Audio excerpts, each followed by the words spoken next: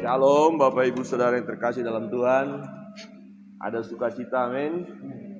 Kita pagi hari ini bersyukur oleh kemurahan Tuhan, oleh kasih Tuhan kita boleh menikmati ya kebaikan-kebaikan Tuhan. Nah, ini suasana di Jimbaran, wilayah gereja hujan. Mungkin di tempat Bapak Ibu juga hari ini hujan. Tadi malam setelah kita doa malam ya, cuaca sepertinya sangat mendung sekali dan tiba-tiba si Kukis dan si Kukuk, dua ekor anjing tersebut kok gelisah gitu loh. Terutama si Kukuk tidak mau di luar, dia menangis sampai air matanya menggenangi lantai ya. Dia sepertinya ada sesuatu. Kemudian kita berpikir ini tanda-tanda apa ya? Tanda-tanda apa yang terjadi? Jangan-jangan akan terjadi sesuatu. Kemudian ada di antara anggota keluarga pastori berkata, wah ini biasa tanda-tanda alam. Hewan itu biasanya lebih peka ya. Iya ya, jangan-jangan terjadi sesuatu. Nah ketika mau istirahat, Bu Pendeta bilang kamar-kamar jangan dikunci. Siapa tahu gempa kita gampang lari, biar aja terbuka. Itu ketakutan atau hikmat menurut Bapak Ibu? Ya, berjaga-jaga. Ketakutan atau hikmat ya? Jadi siap-siap. Hikmat ya? Kalau nggak tidur baru tidur ya. Tidur cuman siapa tahu. Lah kita pas lagi duduk, tiba-tiba Bapak Ibu bilang, Bu Pendeta kok goyang ya? Rupanya digoyang-goyang tempat tidur, ya goyang lah. Saya bilang, iya kayaknya gempa. Wah tambah. Terus Agri saya bilang, enggak kuncinya di situ. Kunci mobil enggak goyang kok. Oh ya enggak ya. Wah ini keadaan dunia sekarang ini bisa sangat mengkhawatirkan. Memang kalau kita dengar berita ada gempa ya. Ada gempa di mana-mana 2-3 hari ini ada. Dan ada prediksi gempa yang akan sangat besar. Ada di mana saya lihat berita, suara dentuman yang orang ketakutan. Jadi ada video ya, terekam waktu gempa di Sulawesi, di rumah mulai dapat CCTV, mulai lari, garasi mobil goyang-goyang. Padahal cuma 4, sekian, cuman memang dekat dengan daratan ya, jadi sangat bergoncang, luar biasa. Nah dalam hidup ini kita harus waspada, jangan sampai kita ketakutan. Kemudian saya membaca ada berita ya dari WA cara mengatasi COVID. Ya, ada kesaksian di YouTube seorang ibu karena ceritanya mereka satu keluarga ya, ada pertama yang membantu di rumah tangga mereka yang kena, tapi dia nggak bilang, dia nggak tahu juga, siapa pun nggak tahu. Terus digendong-gendong anaknya, diciumi, kemudian kasih ke mbahnya, neneknya, diciumi, terus akhirnya kena. Dan si nenek kena. Wah ini udah terasa ini, dia bilang. Nah obatnya adalah belimbing ulu. Belimbing ulu tadi dia dapat pengertian itu, ada kesaksian, kemudian dibelah 2, direbus. Kemudian dikumur-kumur, kemudian diminum. Rasanya katanya susah bernapas, perih semua, sakit. Tapi dia terus dapatkan. Nah akhirnya kan Bu Pendeta batuk tuh. Wah jangan-jangan juga ini bahaya nih. Terus langsung saya cari belimbing ulu. Ada pohonnya kan? Tinggal 1 biji. Saya cari nggak ketemu. Terus saya ambil, saya simpan. Malamnya batuk sekali Bu Pendeta. Wah gawat juga ini, saya pikir. Saya cari hilang. Sudah tinggal 1, hilang pula itu. Jangan-jangan Amel yang buang. Ada ya? Buang ya? Di mana itu? Saya tanya Agrisa, nggak tahu. Ini ketakutan kita. Ini jam berapa itu? Jam batuknya luar biasa. Sampai Agrisa, kenapa mah?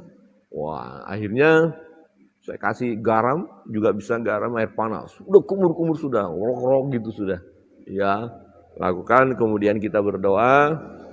Nah, setelah saya doakan ada memang rasa sesuatu. Ini bukan batu-batu ini.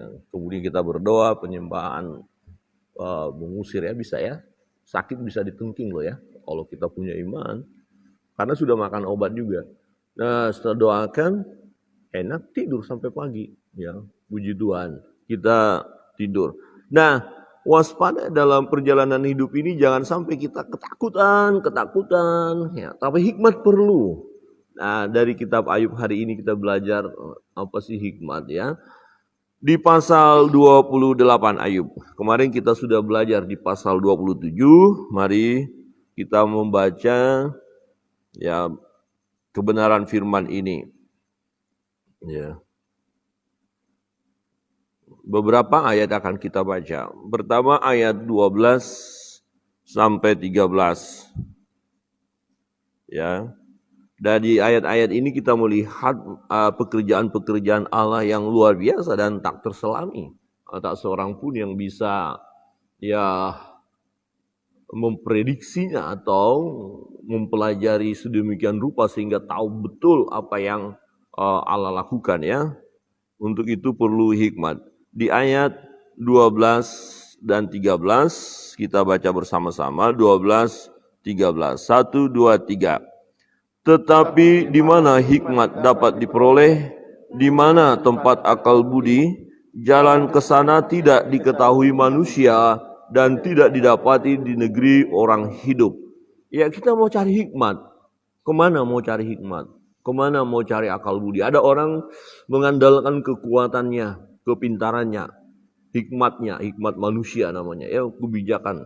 Belajar.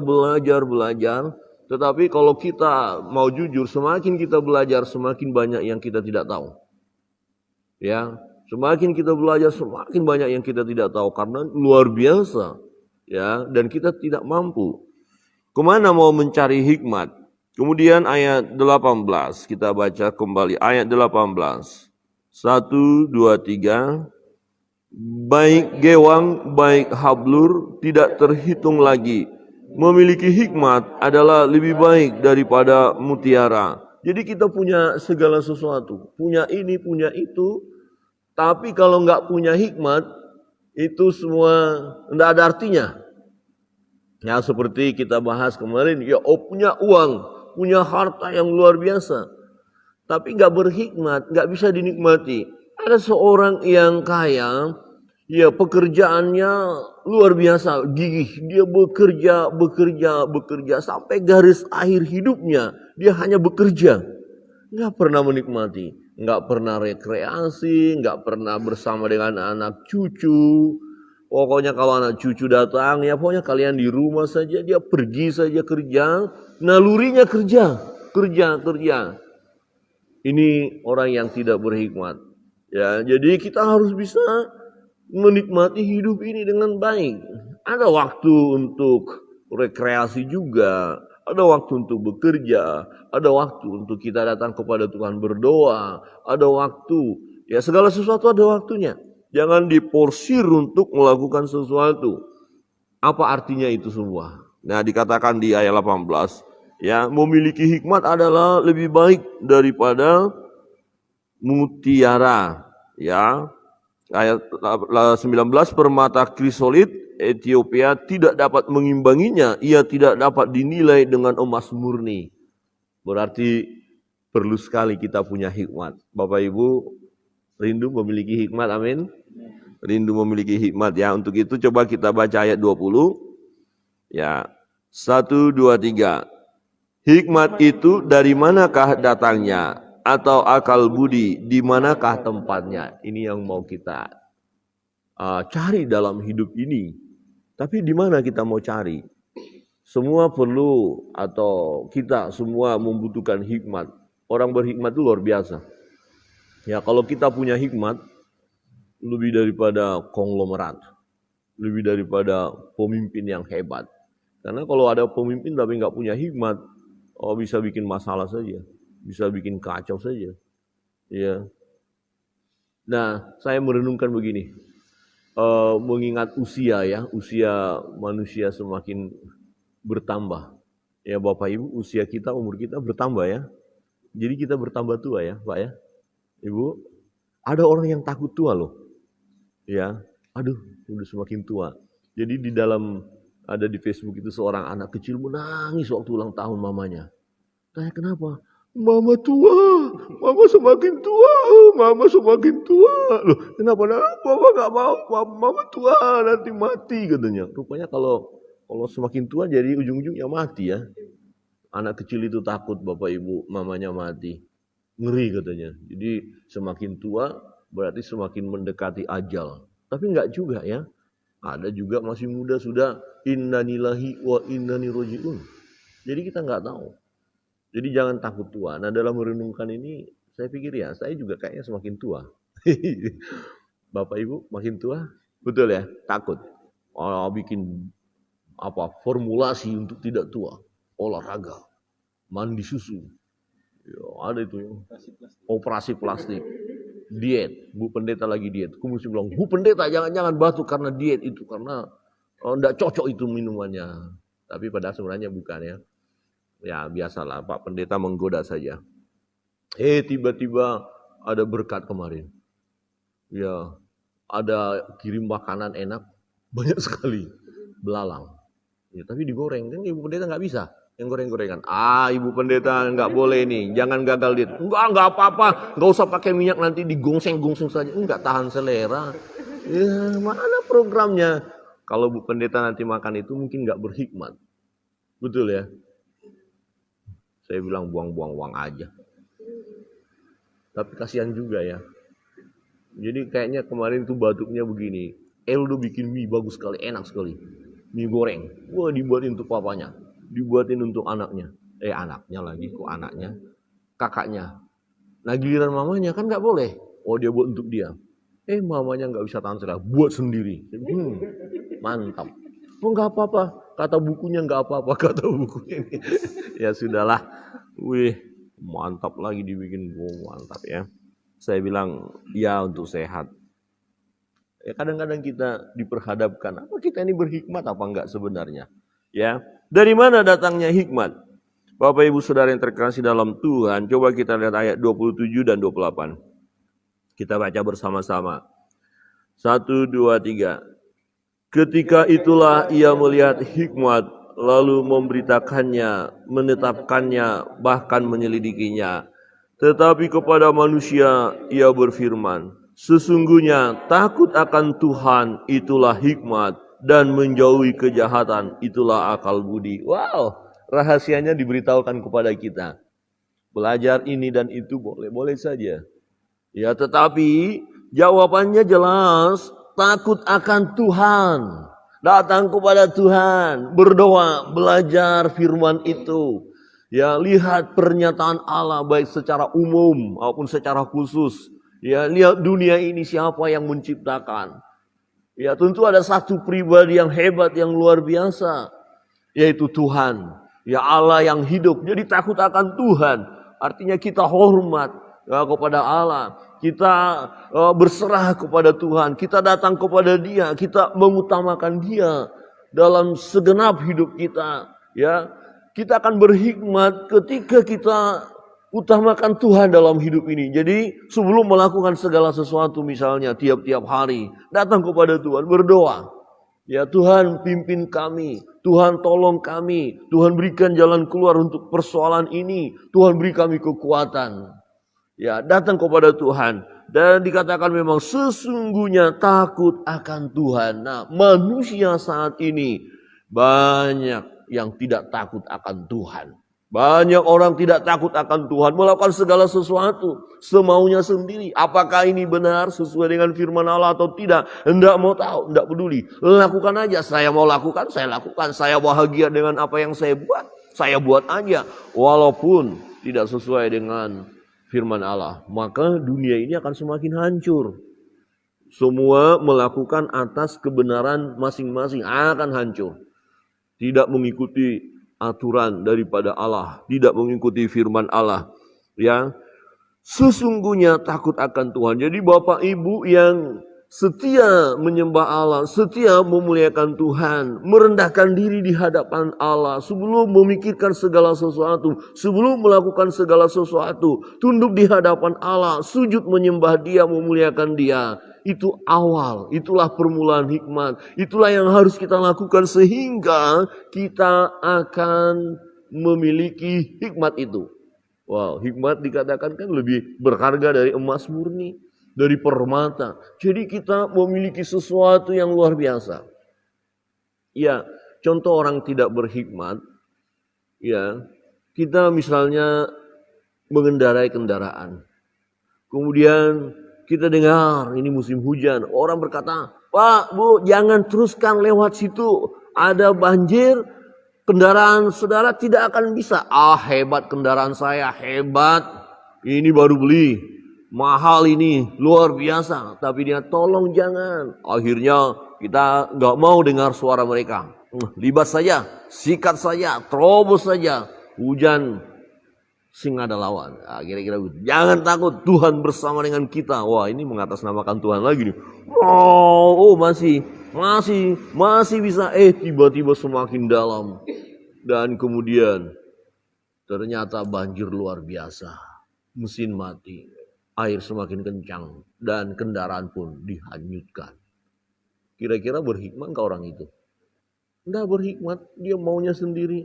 Kadang-kadang kita ini mengatasnamakan Tuhan. Kita enggak berhikmat. Terlalu membanggakan diri. Terlalu emosional. Perasaan, ya saya punya hikmat. Saya tahu Tuhan pasti bersama dengan saya. Iya, Tuhan beserta kita. Tapi lihat, ya harus benar-benar apakah ini petunjuk Tuhan atau tidak. Jangan hanya karena keegoisan kita paksakan diri kita mengatasnamakan Tuhan, tapi sebenarnya bukan. Bapak Ibu Saudara yang terkasih dalam Tuhan, ini luar biasa. Perlu kita memiliki hikmat dan itu kita butuhkan sehingga waktu kita tahu betul ada bahaya di depan, kemudian orang memberitahukan jangan teruskan perjalanan itu, jangan teruskan apa yang sedang kau rancangkan, jangan teruskan apa yang kau pikirkan itu, jangan terus itu sangat berbahaya, menghancurkan hidupmu. Maka orang berhikmat akan mendengarkan, ya akan peka dengan situasi. Kemudian orang berhikmat itu akan berkata, iya terima kasih untuk nasihatmu, untuk saranmu. Aku tidak akan melanjutkan itu. Saya tidak mau bahaya. Saya mau ada dalam perlindungan Tuhan. Jadi Bapak Ibu Saudara yang terkasih dalam Tuhan, baik kita yang ada di gereja maupun di rumah, ketika ada orang menasehati kita dan nasihat itu adalah baik dan benar sesuai dengan firman Allah, maka jangan kita mengeraskan hati. Jadi kalau orang lain menasehati kita, kita harus berterima kasihlah kepada orang yang menasehati kita. Amin. Amin. Jangan malah marah-marah. Mungkin ada orang menasihati kita. Wah ibu jangan lakukan itu. Apa loh? Siapa loh? Sok pintar aja. Sok suci saja. Jangan. Tetapi dengarkan setiap nasihat. Bahkan kadang-kadang Tuhan bisa pakai anak kecil loh. Anak kecil menasihati kita. Ya, anak kecil menasihati kita. Itu bisa Tuhan pakai. Ya, tidak harus yang lebih hebat dari kita, lebih tua daripada kita. Ya, bahkan tanda-tanda alam pun bisa ya dipakai Tuhan untuk menasihati kita. Ya, jangan juga berkanjang kepada tanda-tanda. Apa kira-kira? Enggak. Tetapi melihat peristiwa-peristiwa yang sudah terjadi, ya alam bisa kita lihat. Oh, ini tanda-tandanya. Baik, kita harus berjaga-jaga. Ya, berjaga-jaga, bukan ketakutan loh, bukan ketakutan, berjaga-jaga. Kemudian dikatakan, takut akan Tuhan itulah hikmat. Takut akan Tuhan, ya. Jadi kalau saya renungkan takut akan Tuhan ini yaitu mengutamakan Tuhan ya dalam segala hal, ya senang dengan firman itu, ya. Boleh dikatakan mencari Allah dulu ya sebelum melakukan segala sesuatu. Carilah dahulu kerajaan Allah dan kebenarannya, maka semuanya akan ditambahkan kepadamu. Benar ya, jadi lebih dari emas permata kalau gitu. Karena semua ditambahkan. Takut akan Tuhan, ya hormat akan Tuhan, sujud menyembah Dia, mengutamakan Dia lebih daripada yang lain.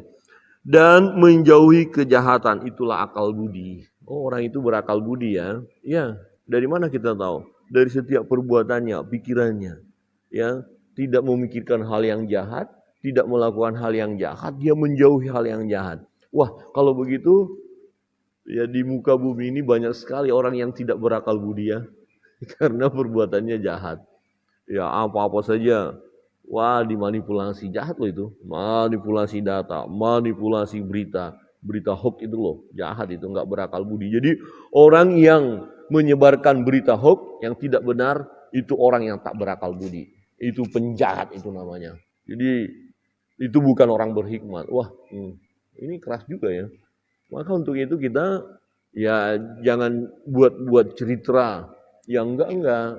Harus cerita yang benar. Katakan iya kalau ya, tidak kalau tidak. Selain dari itu sih jangan, betul. Ya kita rekayasa berita, kita rekayasa itu dan ini, kemudian ya mempengaruhi orang lain, membuat orang lain takut, membuat orang lain cemas, membuat orang lain mengalami kegagalan dan segala macam kehancuran. Berarti kita betul-betul jahat. Itu bukan orang berhikmat. Bapak Ibu Saudara yang terkasih dalam Tuhan, dari kitab Ayub pasal 28 kita melihat betapa pentingnya hikmat. Nah, tampaknya Pak Ayub dia memiliki hikmat ya. Dia memiliki hikmat karena dia memang takut akan Allah. Jadi memiliki hikmat dalam pergumulan Ayub kita lihat. Dia mengerti, memahami akhirnya segala sesuatu yang terjadi dalam hidupnya. Dia tetap takut akan Tuhan. Dia tetap menyembah Allah. Dia tetap memuliakan Tuhan. Di dalam kesulitan hidup, dalam pergumulan itu justru dia belajar semakin mengenal siapakah Tuhan. Bapak Ibu Saudara yang terkasih dalam Tuhan.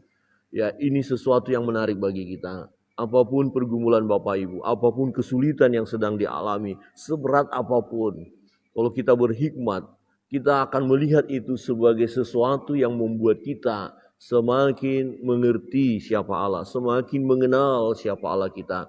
Semakin kita berserah kepada Tuhan. Amin. Semakin berserah. Miliki hikmat. Caranya takut akan Allah. Dan jauhi kejahatan. Kiranya Tuhan memberkati kita.